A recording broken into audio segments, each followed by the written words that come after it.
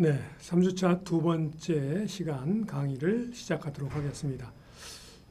지난번 3주차 첫 번째 시간 강의에서 중요한 두 가지 내용을 다뤘습니다. 그 내용이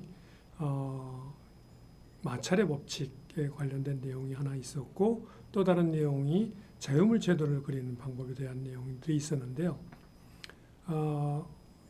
오늘 두 번째 시간에서는 그것에 근거해서 운동 방정식을 본격적으로 세우고 풀이하는 내용들을 다루게 되겠는데요.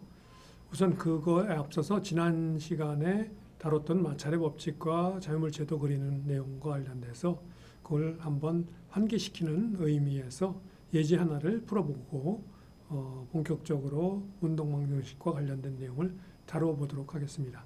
여기에 여러분들이 보는 그 예제는 지면에 이런 상자가 놓여 있는데, 이 상자를 P라는 힘으로 밀 때 질량이 M인 물체가 되겠는데요. 밀 때 이 상자와 지면 사이에 정마찰 계수하고 동마찰 계수가 각각 μS, μK라고 했을 때 P의 크기에 따라서 이 물체가 지면으로부터 받게 되는 마찰력을 구해라 하는 그런 문제가 되겠습니다.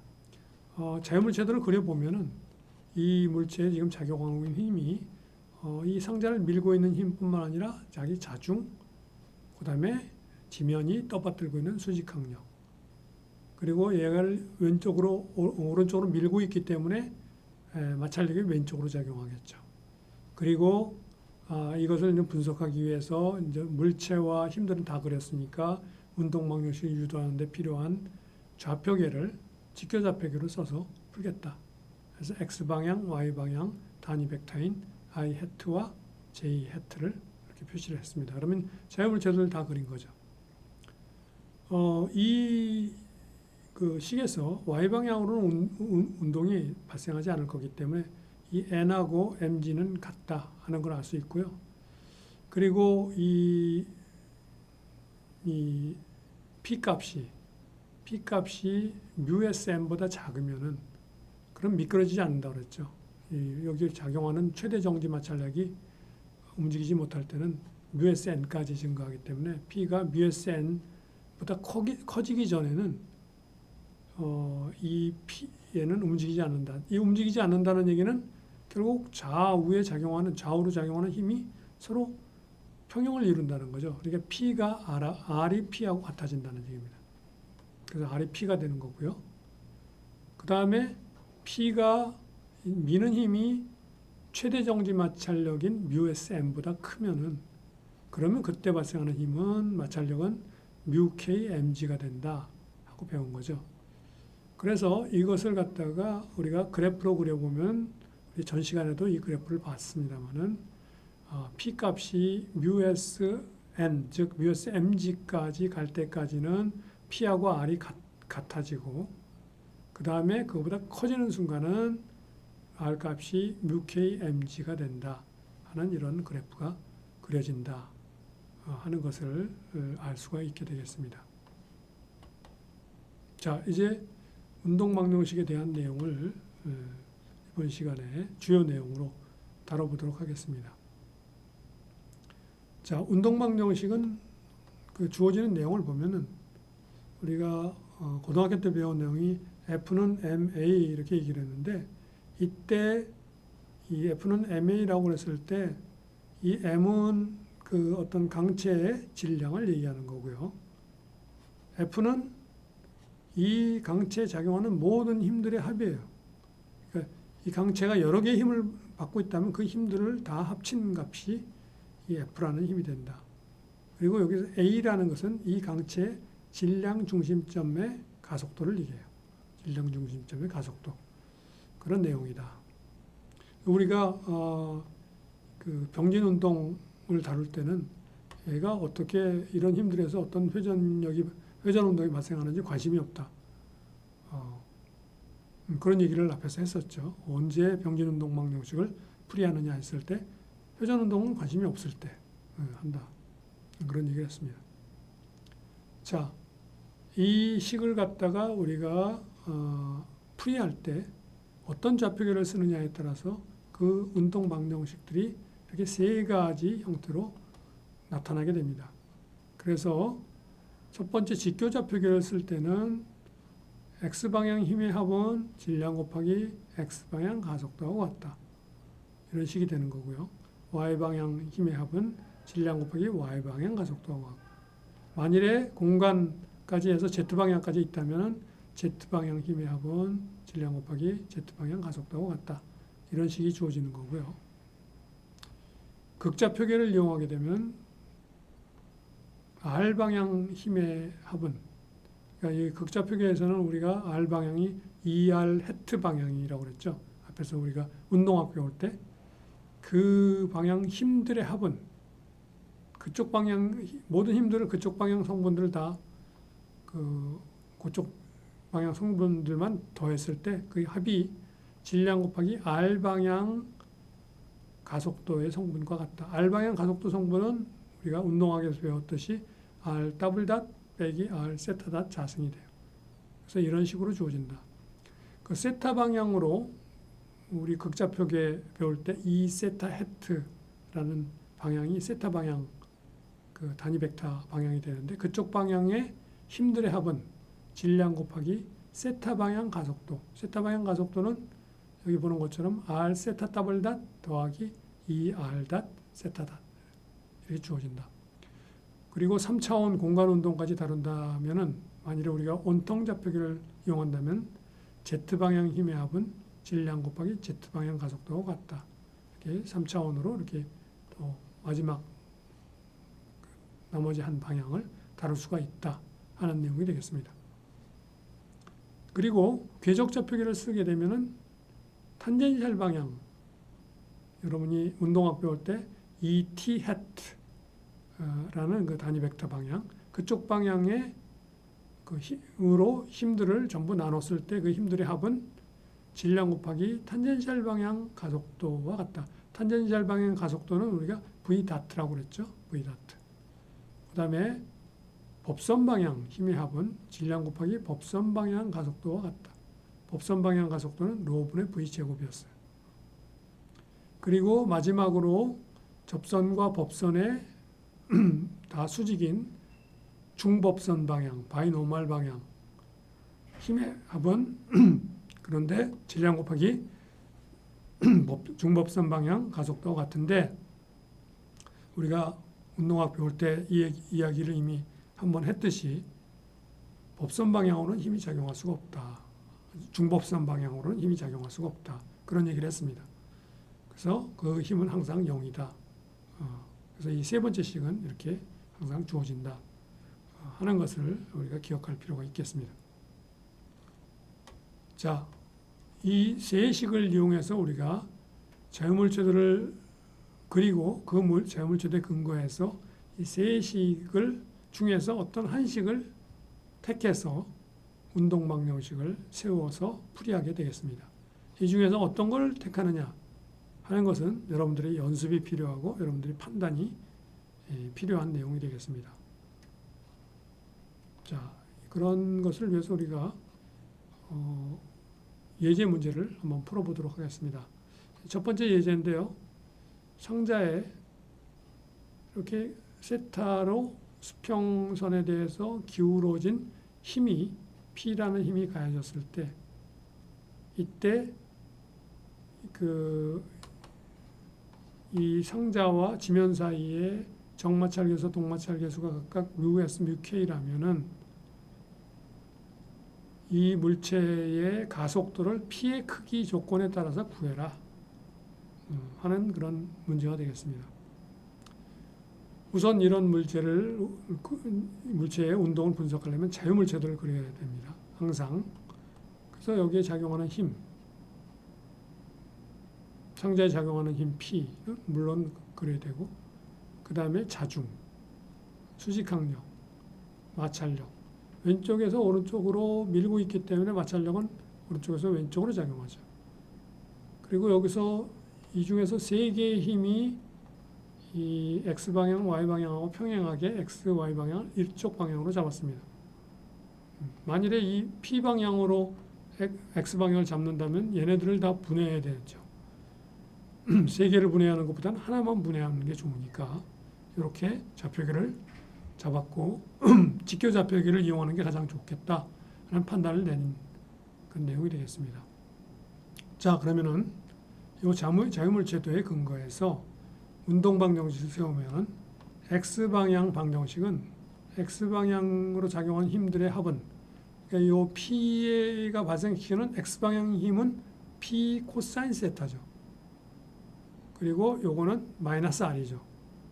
R이 크기는 이만큼이고 방향은 반대니까 P 코사인 세타 빼기 R은 이 물체 질량 곱하기 x 방향 가속도와 같다. 이런 식이 나오고요.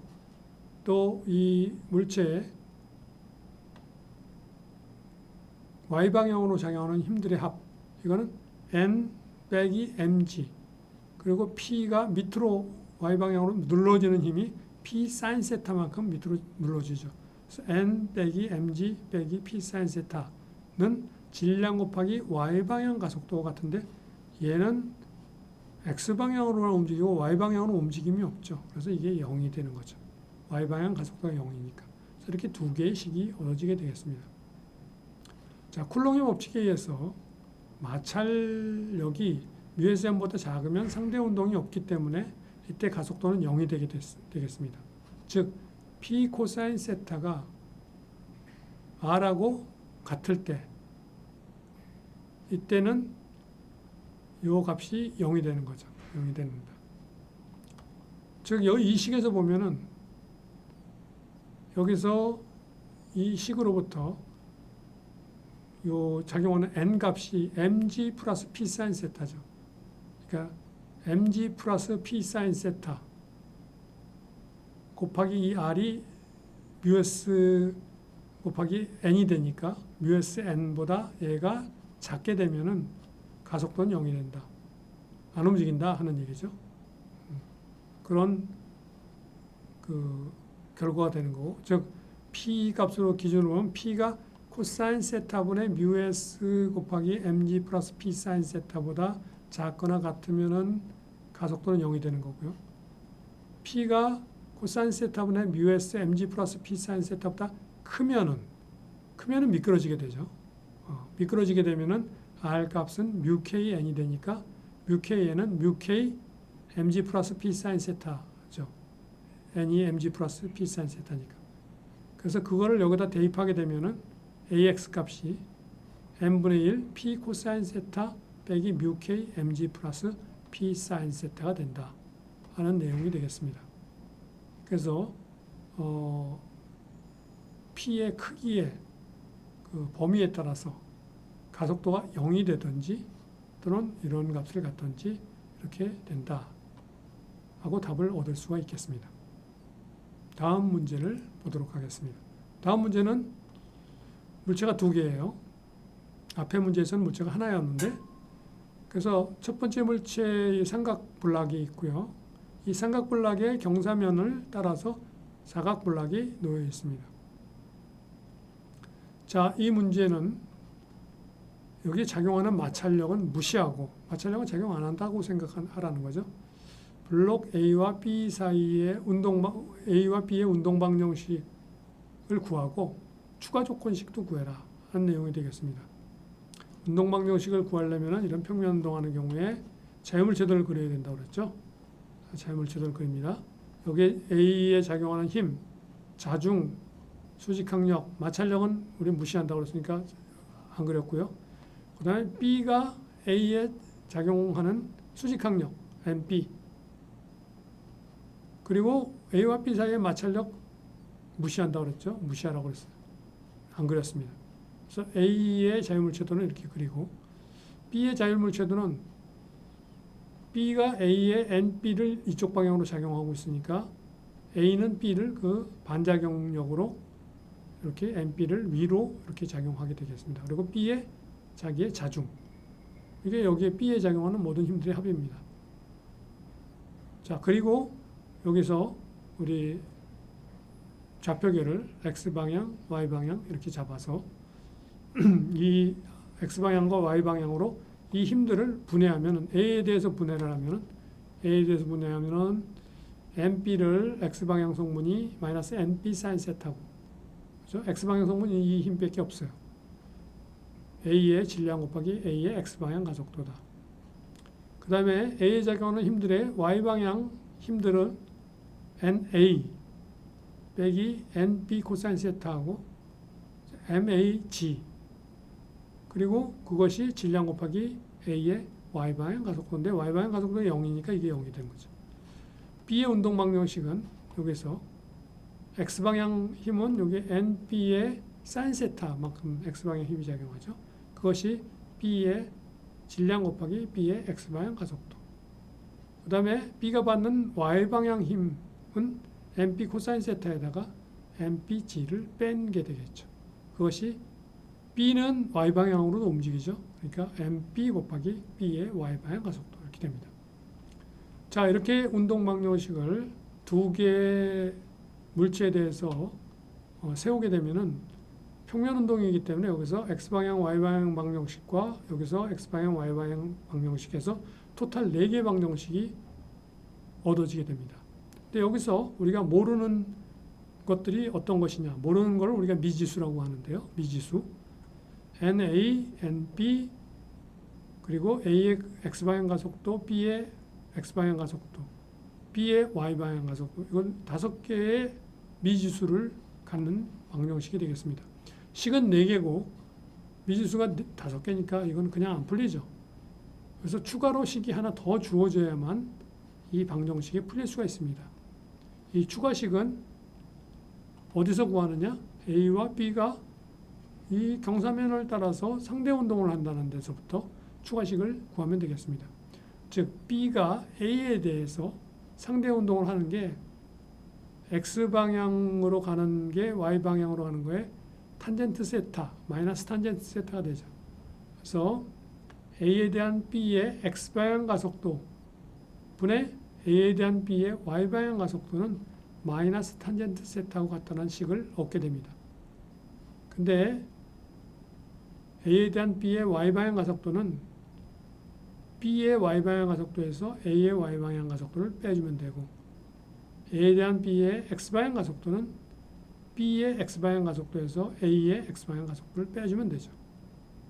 근데 A의 Y방향 가속도는 이건 0이니까 이거는 없어진 거고, 이게 탄젠트 세타라는 이런 식이 하나가 상대 운동 조건으로부터 얻어지게 되면은 토탈 5개의 식이 얻어지게 되면 되고, 미지수 5개, 식이 5개이기 때문에 풀릴 수가 있다 하는 내용이 되겠습니다. 이걸 풀이하는 과정은 뭐 그냥 선형 대수방정식 푸는 거니까 이 식을 세우는 과정, 자유물체를 그리고 이 식을 세우고 또 필요하다면 부족한 추가식을 세우고 하는 것들이 여러분들이 이제 많은 연수 문제를 풀면서 익혀봐야 되는 내용이 되겠습니다. 자, 다음 문제로 또 넘어가겠습니다. 이 문제도 2개의 물체가 있는 그 물체가 되겠고요. A와 B가 이 줄을 통해서 이 도로에 감겨서 이렇게 또 두 번째 도로에 감겨서 이렇게 감겨서 이 막대에 고정되어 있는 막대에 이렇게 딱 고정되어 있습니다. 이때 이 문제에서도 마찰 무시하고 이 A가 지면으로부터 받는 마찰이 있을 텐데 무시하고 A와 B 사이에 B의 운동 방정식 및 추가 조건식을 구해라 하는 문제가 되겠습니다. 자, A와 B의 운동 방정식도 A가 받는 힘들, 자기 자중, 지면으로부터 받는 힘, A가 받는 노멀 포스라고 해서 NA라고 표현하는 겁니다. 그 다음에 A가 장력을 받죠. T라는 장력을 받습니다. T. 자, 그리고 B, 그러면 그게 이제 A에 작용하는 힘들 다고요. B에 작용하는 힘은 자기의 자중, 질량 곱하기 중력 가속도. 그리고 B가 이 실이 2개가 이렇게 연결이 있죠. 이게 T니까 T라는 장력을 받고 있으니까 이것도 T라는 장력을 받게 되겠고, 얘도 T라는 장력을 받게 돼요. 그러니까 이게 T라는 장력이 오른쪽에도 하나 위로 잡아당기고 있고 왼쪽에도 잡아당기고 있기 때문에 이 두 장력의 합이 ET가 되는 겁니다. ET. 그래서 이런 그 자유물체도가 얻어지게 되고 그리고 좌표계는 직교 좌표계를 쓰고 X방향과 Y방향은 각각 오른쪽과 하단 방향으로 잡겠다. 왜냐하면 얘가 밑으로 움직일 테니까 그쪽을 플러스 방향으로 잡겠다 하는 생각을 하는 거죠. 반드시 Y방향은 무조건 위로 잡을 필요가 없다 하는 것을 여기 보여주는 내용이 되겠습니다. 자, 그런 다음에 요거의 X방향 방정식은 T만이 X방향 방정식에 관련되죠. A에 작용하는 힘 T는 A의 질량 곱하기 A의 가속도, X방향 가속도가 같다. 그 다음에 A에 작용하는 Y방향 힘은 NA 빼기 MH죠. A는 Y방향으로 안 움직이니까 가속도 0이니까 NA 빼기 MH는 0이다. 그 다음에 B는 Y방향으로만 작용하고 X방향으로는 작용하지 않습니다. 그러니까 이거는 사실은 식이 없는 거나 마찬가지죠. 필요 없어서 세우지 않아도 상관없는 겁니다. 그럴 경우는 여기 미지수도 아니죠. Y방향 방정식만 있으니까 MPG 빼기 ET, 그래서 이게 플러스 방향이니까 MPG 빼기 ET는 B의 질량 곱하기 B의 Y방향 가속도가 같다. 그럼 요거를 포함하게 되면은 식이 4개가 되고 미지수 따져보면 5개가 되는데 요 식을 빼게 되면은 미지수도 MP, APX도 미지수 빠져서 식이 3개고 미지수 4개가 됩니다. 식이 하나가 모자라죠. 그 모자라는 식이 어디서 나오느냐? A와 B 사이의 운동 조건식. 실이 이렇게 해가지고 여기서 2번 이렇게 감겼기 때문에 A가 1만큼 움직이면 B는 밑으로 0.5만큼 움직이죠. 그러니까 A의 가속도하고 B의 가속도는 A의 가속도는 2배의 B의 가속도하고 같다는 이런 추가 조건식이 얻어지게 됩니다. 그래서 이 식까지 합치면은 식수하고 미지수수가 같게 되는 거죠. 그래서 풀이할 수 있게 된다 하는 내용이 되겠습니다. 자, 다음 방정식은 이런 그 단진자가 되겠습니다. 질량이 M인 단진자가 이런 운동을 하다가 이렇게 위로 쭉 움직이고 있는데 각이 여기 세타가 되는 순간 지날 때 이 줄에 작용하는 장력이 2.5mg, 자기 질량의 자중의 2.5배라는 거죠. 라는 게 계측이 됐다면 그 순간 요 진자의 속도와 가속도를 구해라 하는 문제가 되겠습니다. 자, 이 진자는 이런 그 원을 따라서 움직임을 하죠. 그래서 이런 운동을 할 때는 우리가 직교좌표계보다는 극좌표계나 또는 궤적좌표계를 사용하는 게 좋겠습니다. 근데 여기서 보면은 얘가 운동할 때 이 반경이 R로 곡률 반경이 되겠죠. 일정한 그런 운동을 하기 때문에 극좌표계보다는 궤적좌표계를 사용하는 것이 더 편리합니다. 양쪽 다 사용해도 풀 수가 있는데 궤적좌표계를 사용하는 게 더 편리하다. 그래서 자유물체들을 그리는 것은 요 질량에 작용하는 힘들을 전부 그려야 돼요. 질량에 작용하는 힘은 자중, mg. 그 다음에 이 실이 이 질량을 잡아당기고 있는 장력, t. 2개의 힘만 작용하죠. 자유물체도는 그릴 때 좌표계를 더불어서 그려야 되는데 좌표계는 얘가 이쪽으로 이렇게 움직이고 있으면 궤적 좌표계를 사용한다면 이쪽 방향이 탄젠 방향이 되죠. 움직이는 방향. 그래서 이쪽 방향이 탄젠셜 방향이 되고 그곳의 수직인 방향이 그 곡률 중심점 방향이 노멀 방향, 업선 방향, EN 헤트 방향이 됩니다. 그래서 이 힘들을 ET 헤트 방향과 EN 헤트 방향으로 분리를 하게 되면 접선 방향과 법선 방향으로 이 두 힘을 분리할 수 있습니다. 그래서 접선 방향으로 분리를 하게 되면은 요것만 되죠. 요거는 법선 방향 성분만 있으니까 요거를 접선 방향으로 분리하게 되면은 마이너스 mg 사인 세타 만큼의 그런 힘 성분이 질량 곱하기 접선 방향 가속도가 같다 하는 식이 얻어지고요. 그러니까 요 두 식에서부터 v 다트는 마이너스 g 사인 세타하고 주어지고 그다음에 법선 방향 힘은 요게 t가 플러스고 mg의 코사인 세타만큼이 마이너스로 주어지죠. 그래서 t 빼기 mg 코사인 세타는 질량 곱하기 법선 방향 가속도는 곡률 반경분의 요 물체의 고순간 속도의 제곱 이렇게 되죠. 그래서 m 곱하기 l분의 v 제곱 이렇게 되죠. 이런 식이 얻어진다 이거죠. 그런데 요 두 번째 식에서 요 순간 요 장력이 2.5mg가 된다 그랬죠. 요 t가 2.5mg. 그래서 여기다 2.5mg를 대입하게 되면 양변에서 m을 다 제거해 버리면은 v는 루트 l 곱하기 2.5g 빼기 g 코사인 세타라는 값이 얻어지게 됩니다. 그래서 속도는 이런 궤적 좌표계 쓸 때 속도는 뭐냐면 v 곱하기 2t 해트였죠. 여러분이 이미 운동학에서 궤적 좌표계일 때 속도를 표현하는 방법을 배웠습니다. 그 다음에 가속도는 v 다트 2t 플러스 이 L분의 V 제곱이죠. L분의 V 제곱. L분의 V 제곱을 하게 되면 그게 바로 2.5G 빼기 G 코사인 세타가 됩니다. 그래서 이 성분이 법선 방향 성분이 얻어진다. 그래서 속도와 가속도를 전부 궤적 좌표계 ET 해트와 EN 해트를 이용해서 이렇게 표현할 수가 있다 하는 내용이 되겠습니다.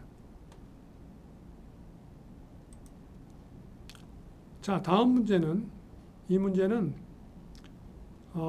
이 그림을 사실은 여러분들이 이해하기 쉽게 그리기가 참 어려워서 이렇게 그려놨는데 이 그림이 뭘 나타내냐면 이 지금 자동차인데요. 이게 자동차를 뒤에서 본 모습입니다. 여기에 이 자동차가 이렇게 넓은 트랙을 갖다가 뺑뺑 돌고 있는 거예요. 그래서 이게 지금 이 지면의 안쪽으로 진행하고 있는 거예요. 안쪽으로. 그리고 이렇게 뺑뺑 돌고 있는 곡률 중심이 여기에요. 그래서 이 곡률 반경은 이게 굉장히 아주 뭐 한 100m 이렇게 되는 그런 곡률 반경을 갖는 거죠. 세타인 이런 경사진 지면을 갖다가 이렇게 달려가게 되면은 얘가 원심력을 이쪽 바깥으로 받게 되겠죠. 그러니까 그냥 마찰력이 없으면 얘가 미끄러져 나갈 거예요. 이쪽 바깥으로. 근데 마찰력이 있기 때문에 미끄러지지 않겠죠. 그래서 이런 운동을 하고 있을 때 이 문제에서 뭘 물어보냐면 차량이 이런 그 조건하에 있을 때 이 차량 바퀴의 횡방향으로 바퀴의 이 방향으로 힘이 걸리지 않게 되는 차량 속력을 구하고 얘가 너무 빨리 달리면 바깥으로 튀겨나가려고 그러기 때문에 이 바퀴의 지면이 튀겨나가는 방향의 반대 방향으로 마찰력을 작용하겠죠. 그럼 적당한 속력으로 돌려주게 되면은 차가 진행하게 되면은 바퀴에 작용하는 튀겨나가려는 힘과 중력이 서로 평형을 이루어 가지고 이 바퀴에는 횡방향 힘이 작용하지 않게 된다 하는 거죠. 그때 이 차량의 그 속력을 구해라. 그리고 그때의 그 가속도를 구해라 하는 문제가 되겠습니다. 자, 그러면 이 차량에 관련돼서 우리가 자유물체도를 그리게 되면 이 차량에 작용하는 그 힘은 자기 자중하고 그 다음에 수직 항력만 작용하죠. 일정한 속력으로 안쪽으로 달리고 있기 때문에 이 차량이 진행하는 방향으로는 아무런 힘이 작용하지 않습니다. 일정한 속력으로 돌리고 있다는 것은 그쪽 방향으로 힘이 작용하지 않는다는 거니까. 그래서 여기서 좌표계를 그려보면은 바로 이 안쪽으로 들어가는 방향이 ET 해트 방향, 이 차량이 움직이는 방향이죠.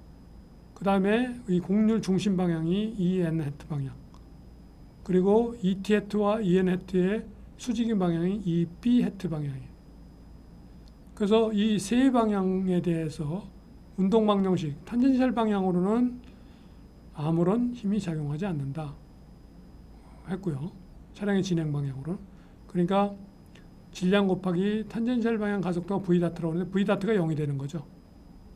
그 다음에 노멀 방향은 이쪽 방향이 노멀 방향인데 요 mg는 노멀 방향 성분 없고 n만 노멀 방향 성분이 있죠.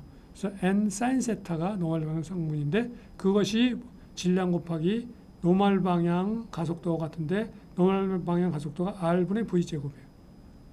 이렇게 구해지고 그 다음에 바이노멀 방향은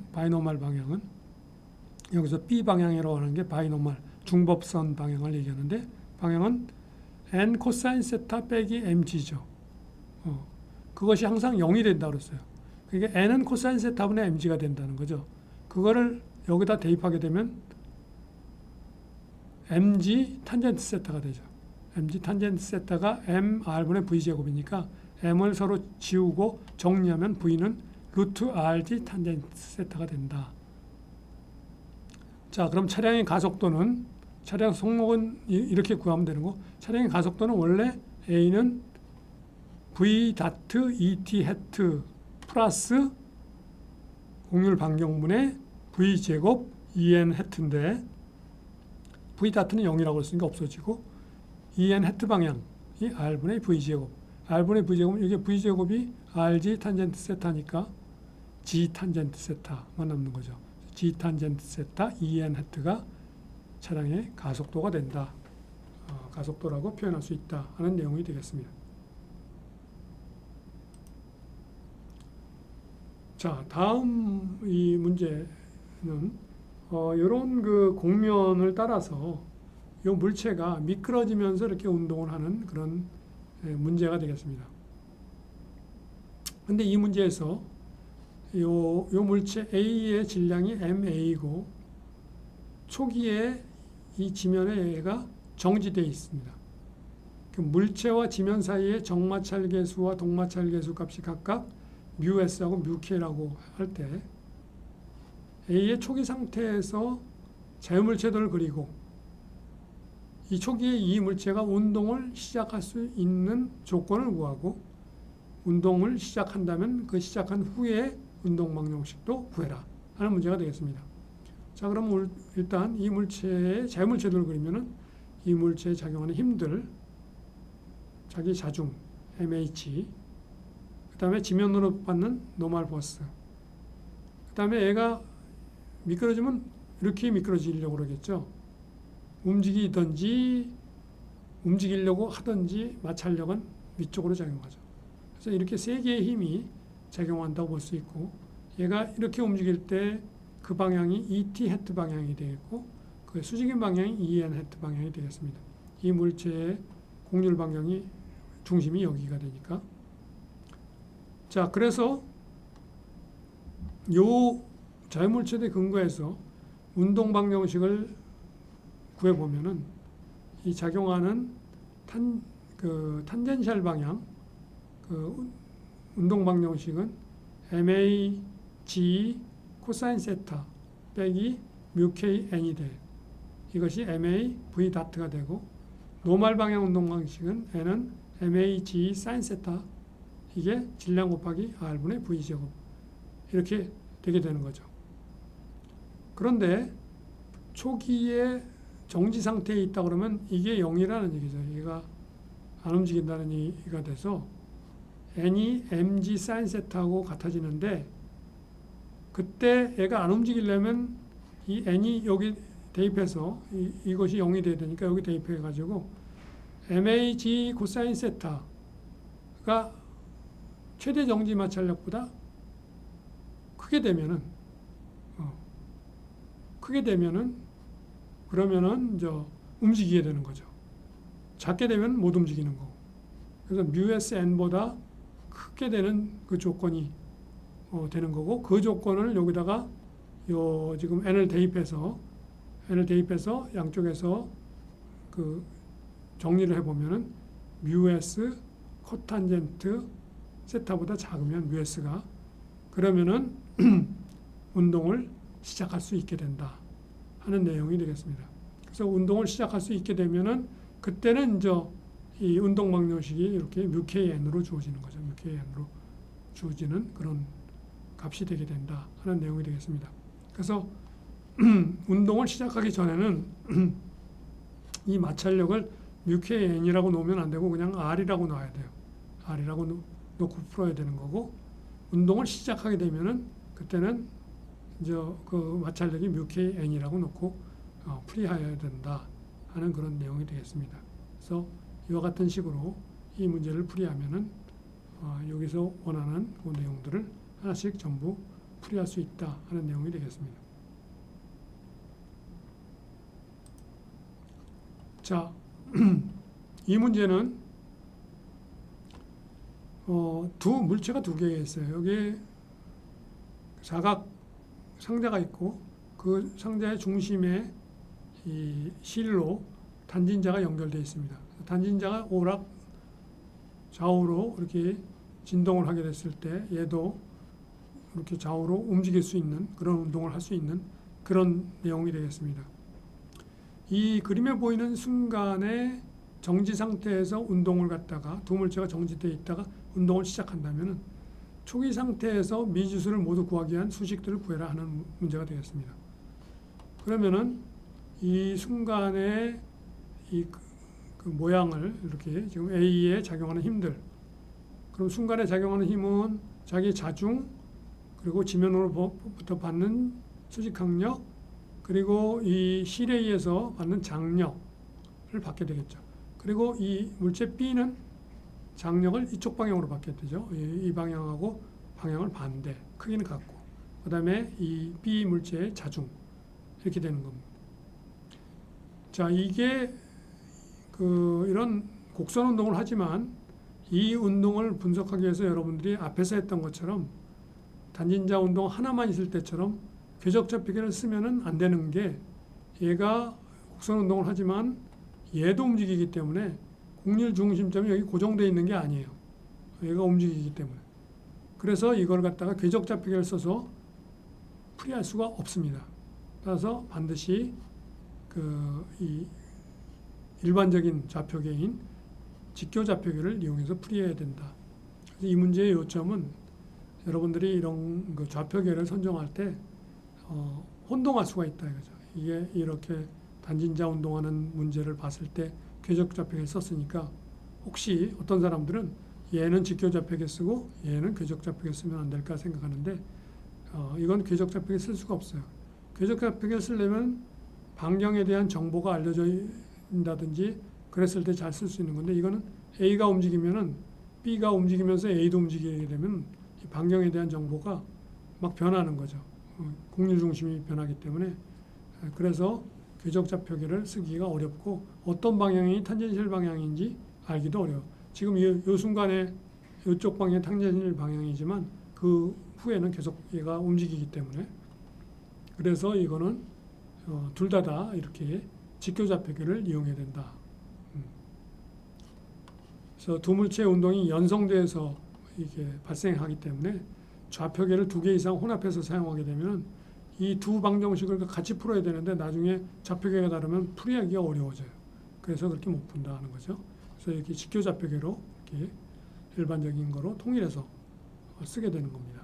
그래서 A의 운동방정식을 이와 같이 구하고 B의 운동방정식을 이와 같이 구했습니다. 자, 이제는 이제 이런 자유물체들을 그려놓으면 이 운동방정식을 X방향으로 이렇게 구하는 거, 또 B의 X방향, Y방향 구하는 거, 이거에 대해서는 이제 더 이상 상세히 설명하지 않겠습니다. 여러분들이 이거는 앞에 문제를 통해서 몇 번 그 과정을 설명을 했기 때문에 이제부터는 여러분들이 이런 종류의 문제들을 풀이하면서 여러분들이 익숙해져야 되는 그런 내용이 되겠습니다.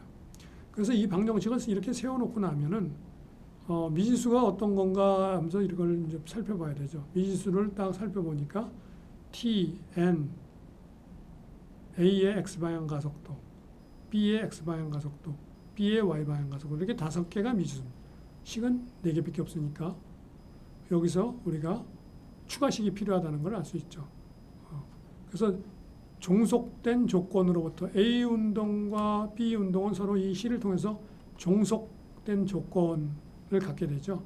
그 조건을 이용해야만 그 식이 도출될 수가 있습니다.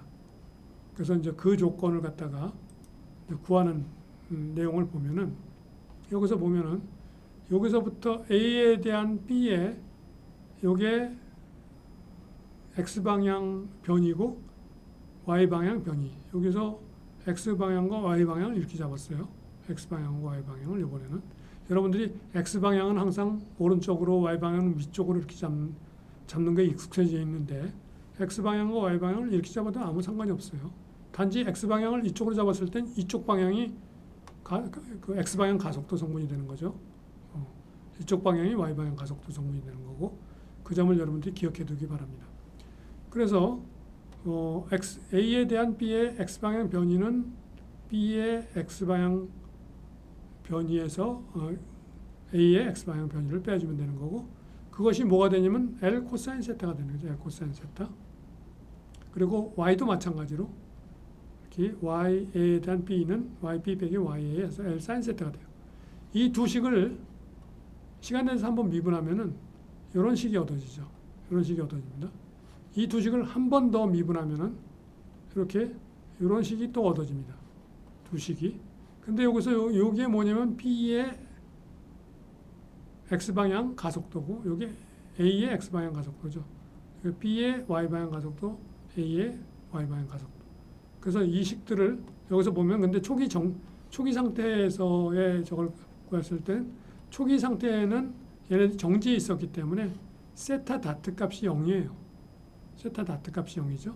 그러니까 얘네들이 0이 된다는 거죠. 이거 0, 이거 0. 그러니까 이 값들이 마이너스 L 세타 더블 닷 사인 세타만 남는 거죠. 이것도 L 세타 더블 닷 코사인 세타만 남는. 그래서 여기서 보면은 그 x 방향 상대 변이, 상대 가속도분의 y 방향 상대 가속도의 성분은 이거죠. x 방향 A에 대한 B의 x 방향 상대 가속도분의 y 방향 상대 가속도는 그게 뭐하고 같으냐? 얘분의 얘하고 같잖아요. 근데 얘분의 얘는 뭐냐면 마이너스 코탄젠트 세타하고 같죠. 거기서부터 이런 식이 하나가 얻어지게 된다. 그래서 추가식이 이제 얻어지는 거죠. 이 과정이 좀 복잡하지만 이거는 지오메트리부터 추가식이 이렇게 얻어져야 되는 내용이 되겠습니다. 여러분들이 이런 문제 풀 때 이 추가식 구하는 이런 종류의 문제에서 이 과정을 꽤 까다롭게 생각하는데, 여러분들이 앞에서 배웠던 이 상대 운동과 관련된 이런 내용들을 다 이용하게 되면은 이 문제의 식을 무난하게 다 유도할 수 있다. 조금 익숙해지는데 좀 연습이 여러분들이 필요하겠지만, 근본적으로 이게 뭐 굉장히 어려운 식이라든지 그런 것은 아니다 하는 것을 기억해 둘 필요가 있겠습니다. 자, 마지막으로 우리가 이제 다음 시간에는 주로 극좌표계에 이용에 관련된 내용들을 살펴보고, 특히 이 극좌표계를 이용해서 많이 분석하는 것이 천체역학과 관련된 부분이 되겠습니다. 그래서 우리가 교재 기준으로 2장에서 제일 마지막 섹션이 6절 내용하고 이제 7절 내용이 남았는데, 그 내용들을 보면은 그 천체역학 관련된 부분이 있습니다. 일반적인 교재에서는 이 부분이 굉장히 많은 부분을 할애해서 이거를 다루고 있는데, 본 교재에서는 이것을 한 주에 1시간 강의로 전부 축소해서 다루고 있습니다. 과거에 이걸 그렇게 많이 다뤘던 이유는 동력학이라는 학문이 처음 등장했을 때 17세기죠. 뉴턴이나 이런 분들의 그 주요 관심사가 이 천체 운동이었어요. 이 천체 운동이 어떻게 일어나느냐에 따라서 농작물의 작황에 굉장히 큰 영향을 미쳤기 때문에 이 천체 운동을 어떻게 분석하느냐 하는 게 굉장히 중요한 관심사였기 때문에 이 천체역학에 관련된 부분이 물리학의 중요한 부분이 되었고, 그것이 초창기부터 동력학 교재에 이 천체역학과 관련된 부분들이 굉장히 많이 등장하게 된 그런 원인입니다. 그런데 이제 현재 이르러서는 사실은 기계공학에서 이 천체역학을 다뤄야 되는 동기는 지극히 제한적입니다. 여러분들이 이제 알고 있는 인공위성의 운동이라든지 스페이스크래프트 운동이라든지 하는 정도를 다룰 때 이 천체역학의 지식들이 사용되게 되는데, 일반적인 기계공학에서는 그렇게 많이 사용되는 게 아니죠. 그래서 이 부분을 갖다가 이제 우리가 이 운동 정식을 다룰 때 아주 일부분으로만 축소해서 이렇게 다루게 된다. 그래서 우리가 이 내용에 관련된 부분을 갖다가 추가로 이렇게 다음 시간에 본격적으로 다루게 될 때 이 내용들을 다음 주에 극좌 표계를 다루면서 함께 이거를 한 주 강의분으로 압축해서 극좌 표계와 전체 역학에 관련된 부분을 한 주 강의 부분으로 압축해서 다룰 예정으로 있습니다. 3주차 두 번째 시간 강의를 여기서 모두 마치도록 하겠습니다. 수고하셨습니다.